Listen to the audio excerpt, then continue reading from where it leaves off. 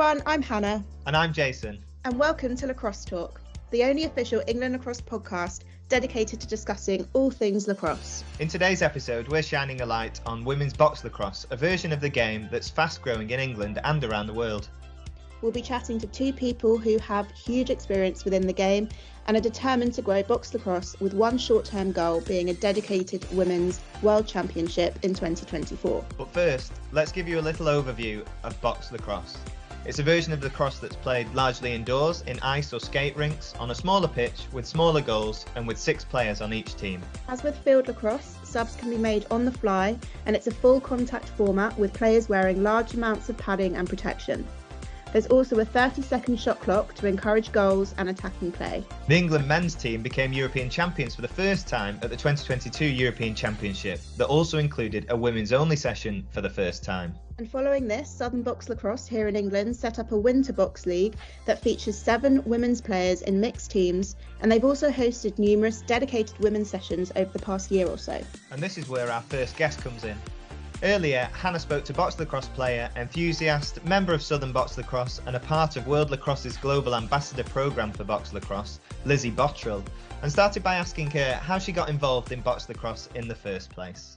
In 2020, right before COVID struck, there was going to be a group of girls from England going out to the tournament in Prague, She-Box, and I remember hearing about that and being like, I have to be there.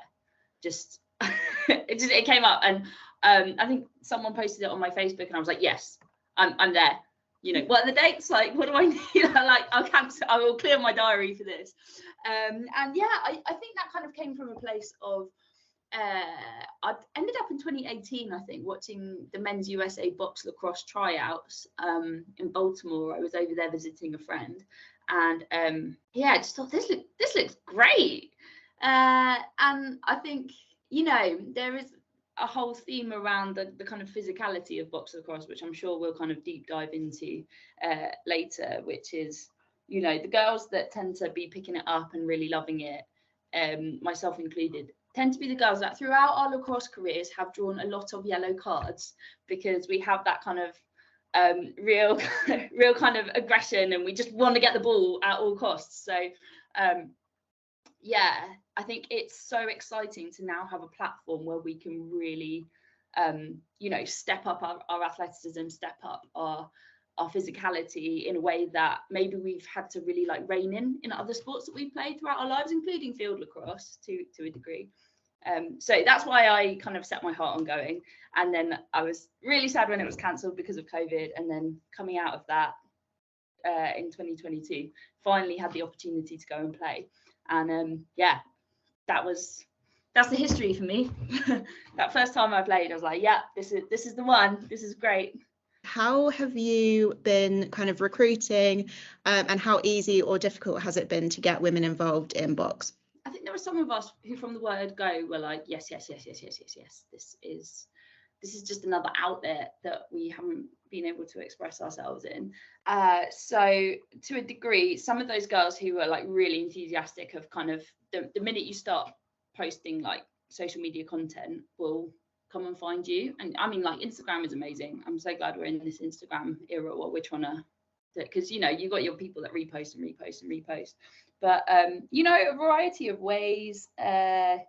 So one way that we kind of started off with that we're kind of looking to do more of, so Rob Clark, who's one of the legends at Southern Box Lacrosse, SBL, is, you know, we've kind of got a thing where we like load all the stuff up in his car, and then we'll go and like do a takeover session at one of the clubs. So we bring all the kit.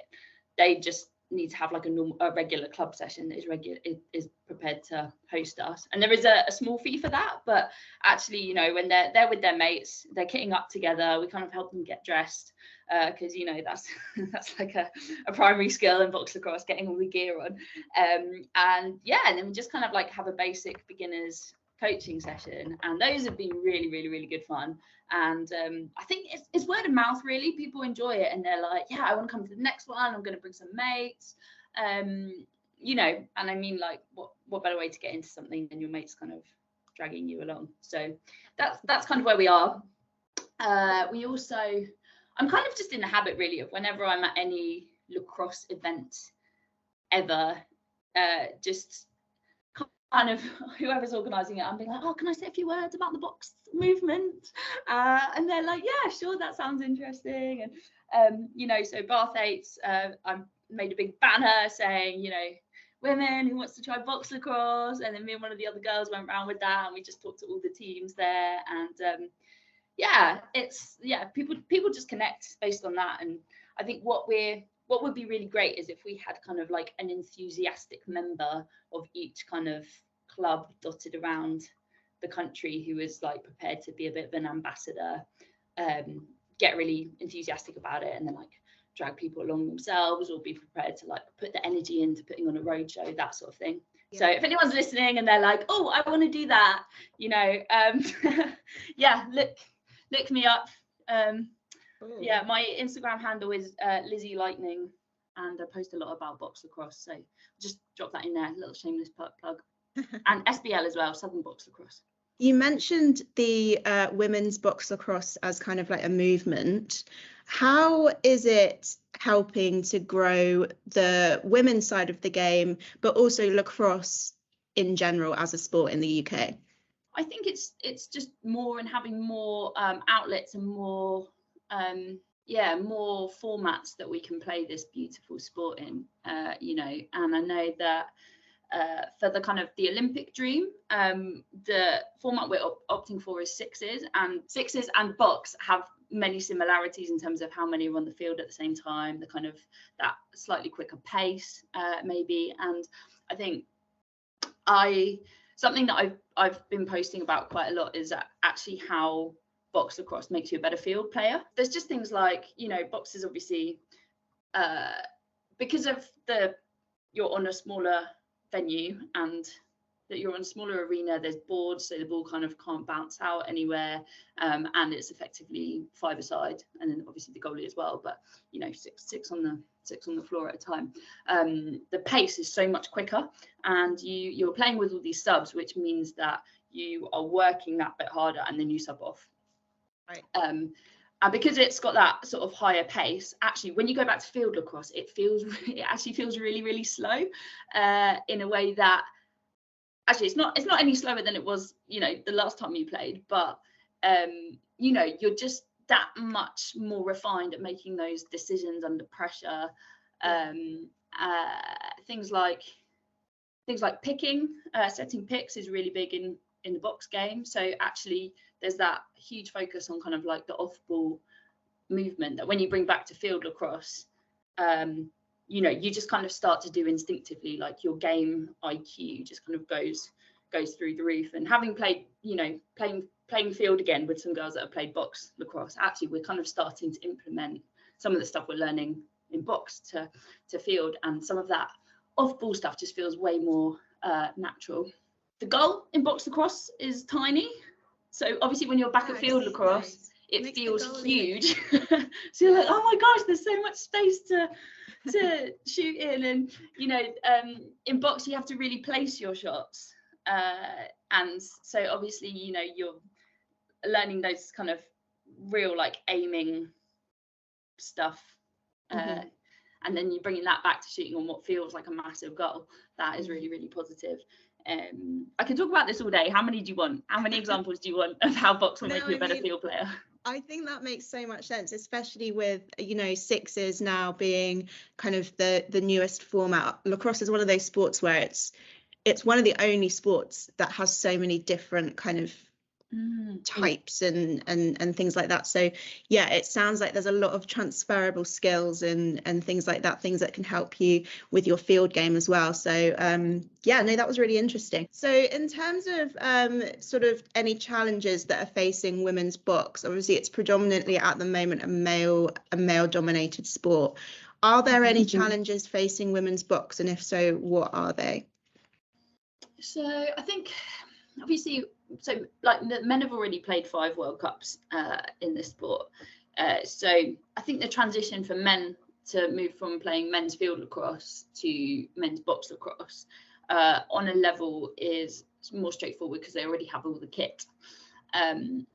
Whereas for the women, you know, we are literally starting from scratch. You know, we just walk out there with our little mouth guard, you know, but to get kitted out with a stick and a helmet and all of those bits and pieces, I think it is an obstacle. And I think I'm halfway kitted out, but you know, we need to do this gradually because of money. So it's something we're kind of really looking into at the moment, and kind of banging on the doors of different avenues for support, because we also want to provide girls with more than just like men's moldy old throwaways that, you know, because who wants that, you know? We want to feel like warriors. Yeah, definitely. No, I think lacrosse in itself is, as we know, is an expensive sport to play anyway with the equipment. So the men's and box, I can't even imagine. And obviously you don't want to go out there, / you're not really allowed to, I'm assuming, go out and play without the protective equipment in box, because it is full contact. So yeah. I've seen some of the bruises that people come away with, and it looks intense. So yeah, I mean, while we're still kind of building up kit stock, there is kind of the option to play sort of soft box version, where you've got kind of gloves, elbow pads, and you know, there's minimal contact to kind of go with what you do have. Yeah, that's interesting. And do men and women play together in box? Is there like a mixed league, or is it separate at the moment? That's another great question, because obviously, you know, women's numbers are still kind of in the baby stages, and men are still playing a fair amount. We actually in September had enough numbers finally to have like the first ever full women's game, which was really, really exciting, really momentous day for women's box lacrosse. But then in Winter League, which is mostly men, you know, some of the women are playing in that. So I think we're really lucky as well to have just such a lovely community of men who are really inclusive of us and supportive of us. And, you know, and I think actually mixed is, it feels really important, because actually, you know, it's not just the same as field lacrosse. You know, an amazing female field lacrosse player won't necessarily transfer all of that, you know, brilliance through to box. And actually some of the girls coming through into box are really shining in a way that maybe they don't in field, because, you know, there's just core differences with that. So yeah, it's really helpful as we're kind of all beginners together, the women, that actually we've got this kind of depth and a wealth of experience to draw on from the men that have been playing for years and years. And it's really amazing to call some of those like our friends and mentors. No, I know a few of them, and they're great. And some of them taught me how to play lacrosse back in the day when I was a fresher at university. So it's a really great community as a whole. So that's great to hear. In terms of you mentioned some of the skill sets that are needed for box. What are the main differences between the women's field game and the box game, and what are kind of the skill sets that you would need as a women's box player? I think the thing that comes to mind predominantly is having this almost like inbuilt aggression and like this I really want the ball kind of mentality. Yeah, you've kind of got to be prepared to take a hit, which sounds scarier than it is. And I think, you know, the first time some of us all putted up, you know, you don't quite know how hard to go in, and you start off very gentle, and then you realize that actually they can't really feel it because of the padding. So you go a little bit hard, then you go too hard and you realize you're throwing yourself off balance. So I think the willingness to just get really physical is a really core element. Athleticism always is a key element. I think, again, I don't want that to put anyone off who's like feeling that they want to give it a try, but it's just different. Is because, you know, you're playing with a bench of, you know, 10 to 15 to 20 potentially on your roster, and you've only got 5 on the floor at a time, which means that when you're on, you are working hard. So while in field lacrosse, you know, you might have moments where you're like working at 100%, but actually, you know, you get rest time off ball, you know, so you can be working while you're on the field, you can be working from anywhere to 0% to 20% to 30% to 60% to 100%. In box, if you're on the field, you're working from 70 to 100, but you've got your whole team there. So then you just sub, which means that I think for athletes who maybe favor a more like explosive fitness style rather than kind of players that can like just run and run and run, but kind of low pace, it maybe like suits us better because you know, we can work really hard and then rest, and then work really hard and rest. And actually, because of that setup, it really is such a team game. You know, you can't be relying on kind of one or two really phenomenal athletes to kind of carry everyone else. You really all gotta work together. That's great. And then I just have kind of one final question. I just was wondering where you see women's box as a whole going. You mentioned that in Canada, you know, box is their national sport or one of their national sports. So where do you see the future of women's box? What's really lovely about this sport, by the way, is I think just the global community around it. Like the UK community is fabulous, and even more so on the kind of global scale, and that there are some people working very hard to make a 2024 World Cup happen. We really, really, really want to get an England team there. That is kind of, I don't know about the rest of the crew in England, but that is something that I think about every single day. And the thing is, the men have already had 5 World Cups. And I don't know, part of me is like, why are we always playing catch up, you know? So from a world lacrosse level, they need to be invested in the equity of the game because of the differences in the men's and women's. It's not really kind of reflecting that at the moment. Equity and equality are different. So equality is like, you know, providing equal opportunities, which is great, but equity is actually about leveling the playing field and kind of saying, you know, because the women's game has been so far behind, actually how do we prioritize its investment, rather than, you know, so we're trying to really level it out. So yeah, I mean, yeah, we want to get to 2024. We've got the players to make that happen. So that's next on the cards. That is really exciting. Yeah. Very, very exciting.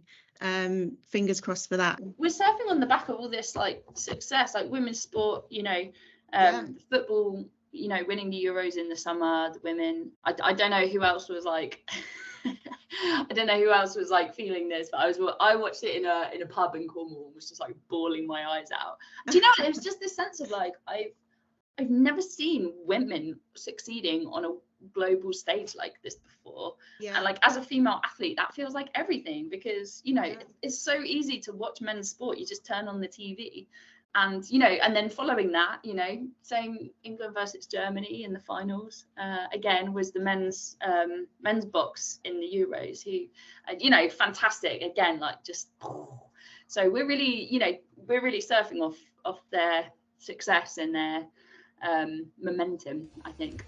It's so great to hear that the England women's football team's Euros win last year has really got people enthusiastic about women's sport. And the fact our England men's box team became European champions means so many more people are aware of box lacrosse. It's great. Yeah, and it's really refreshing to know that the women's box game is growing in England and that there's the option out there for players who want to play a full contact version of lacrosse to do so. Off the back of our interview with Lizzie, Jason was able to speak to Chair of World Lacrosse, Women's Box Lacrosse Working Group and Canada lacrosse legend Michelle Bowyer to get a more global view of what's happening with women's box lacrosse. He started by asking what the purpose of the working group is. So there's a number of things that we were to try to accomplish over the 2-year terms of reference, but ultimately we have 3 disciplines in lacrosse. So we have always had the field lacrosse, the 10s as they call it now. There's now the new branded 6s discipline, which of course will be the Olympic version of lacrosse, which is 6-a-side and a very fast-paced, fast action kind of game. And then box lacrosse has been around for a lot of years, but there's never been a world championship for women. There's been 5 world championships for men going back to 2003. and 2024 will be the inaugural for women. So World Lacrosse, working with IOC, the Olympic Committee, there's certain requirements for gender equity in sports. And ultimately, when the IOC looks at a sport, they look to see for gender equity across the board. And of course, we have one discipline where we don't have equity. So the box lacrosse, women's box lacrosse working group, our primary objective, Jason, was to develop, to research a competitive pathway forward for the women's game, and to look at barriers to the growth of the women's game worldwide. So no small task, to try to reach out around the globe to see where box lacrosse for women is currently positioned, and see what we could do to get it up to the same level as the men's. So, for example, the men's last World Championship had 20 teams, 20 countries represented. I understand that for the 2024, there's probably going to be somewhere around 26 men's teams.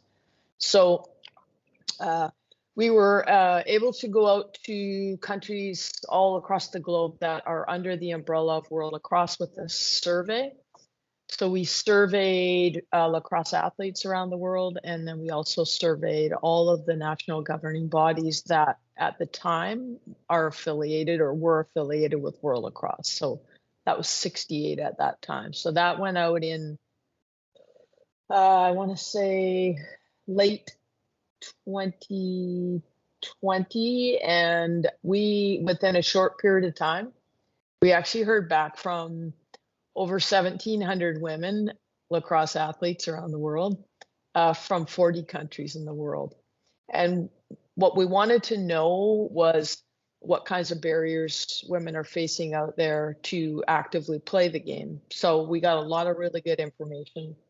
We also got a lot of qualitative information from all the national governing bodies. And then ultimately we wrote a report, quite a lengthy report, to World Lacrosse, some 40 pages, highlighting all of our findings and making recommendations on the competitive pathway forward. So it's something that World Lacrosse pretty much needed to get done. And so we did that work for them.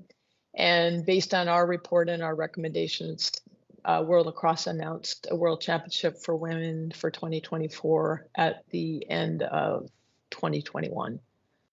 So it was a big coup, but the task has been, since that time, or basically since we started our working group, what has been to elevate the profile of women's box lacrosse. So it's not an easy task, when you're looking at a sport that is maybe not one that girls would think to play, a full contact sport. And actually a lot of national governing bodies have boards that are made up of men. And unfortunately, they look at the men's game and they see this rough, tough physical game, and then they think, oh, should women be playing it? So we actually have NGBs that are making decisions on behalf of female athletes and saying, well, maybe they don't even want to play this game.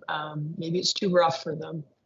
But the most interesting thing is that in our survey, we heard pretty much across the board from women everywhere that they want to play the men's game. They just want to play box lacrosse. They want to play the same game, same contact, same rules, everything. So we heard that loud and clear from them. So that's been our goal, is to elevate the women's game and confirm that is the case, that they will actually play the exact same game and the same rules.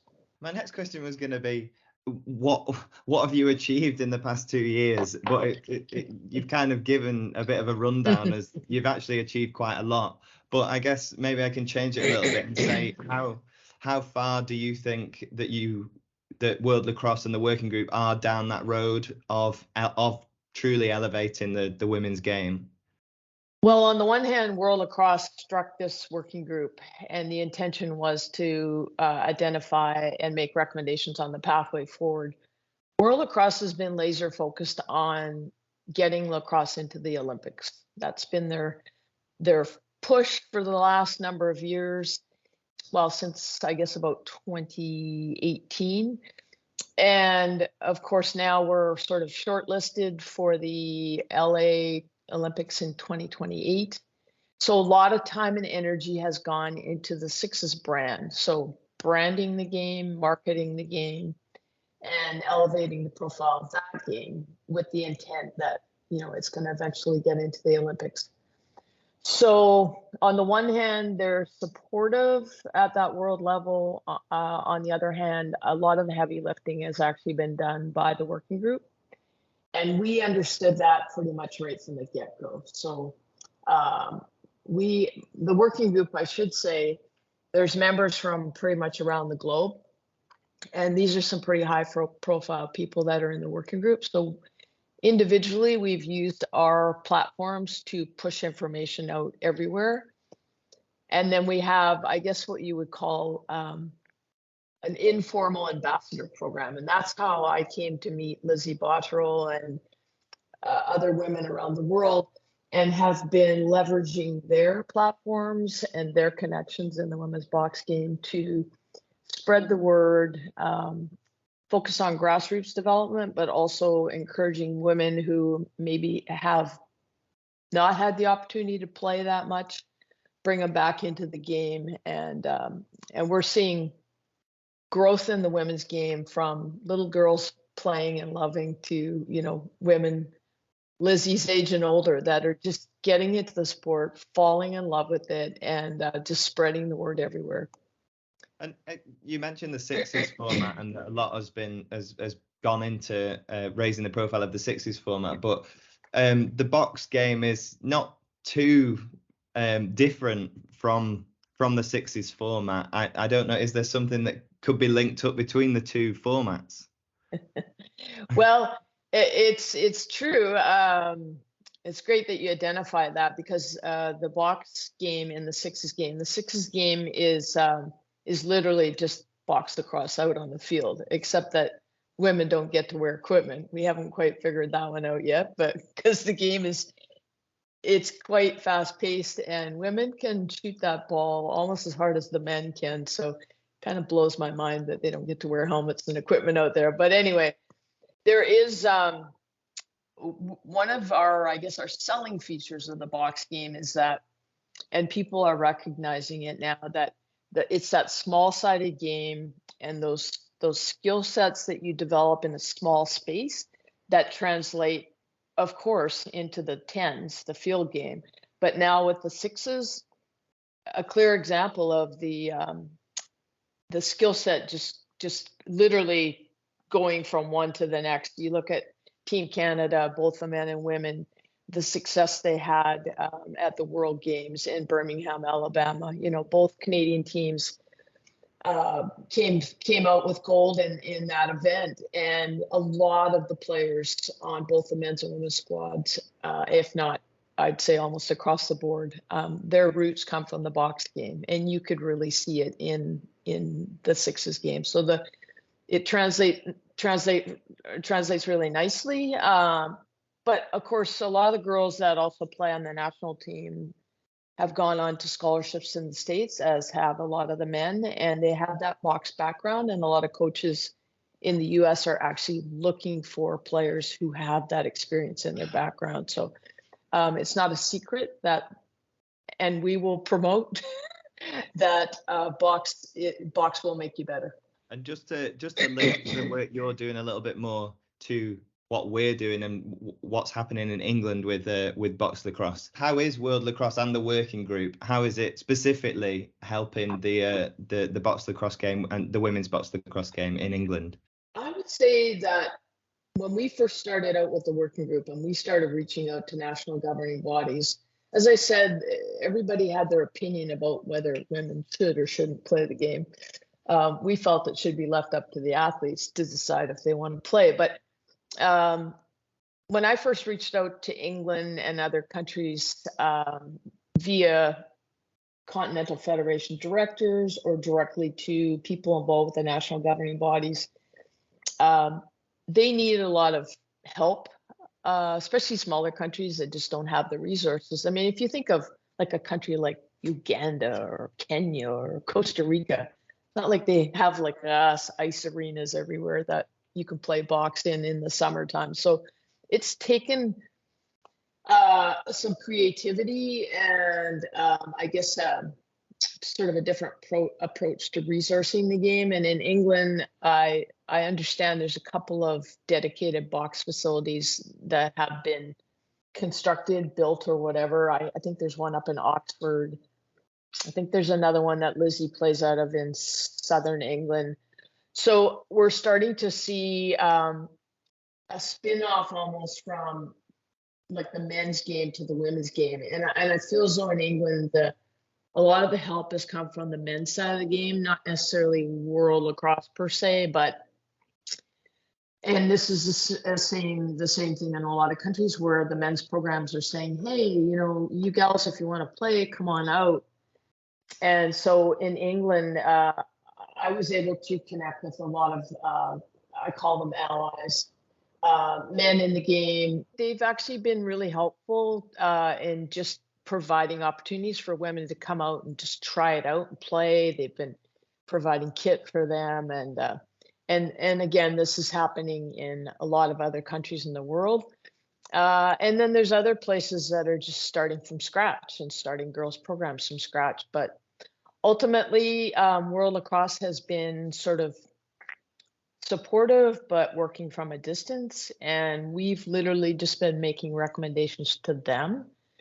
The ambassador program is something that World Lacrosse likes the idea of, and that's been a real helpful strategy to get lacrosse, women's box lacrosse going in a lot of countries. So not just England, but a lot of countries out there.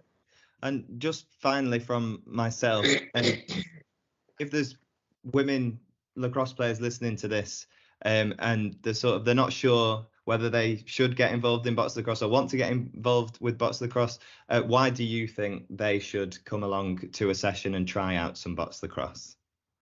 Well, pretty much across the board, when women just come out and give it a go, there's some sort of transformation that happens when you take a lacrosse athlete, like maybe they haven't even played, or maybe they played field, and they get all kitted up and they get the helmet on and they get out there and they realize that, they can actually like bump into somebody or actually cross-check somebody, and it's physical. And there's something about the game that brings out, kind of the warrior athlete in women and even little girls. I don't know if you've seen, some of the social media out there with US Boxla and other private operators, but girls are loving the game.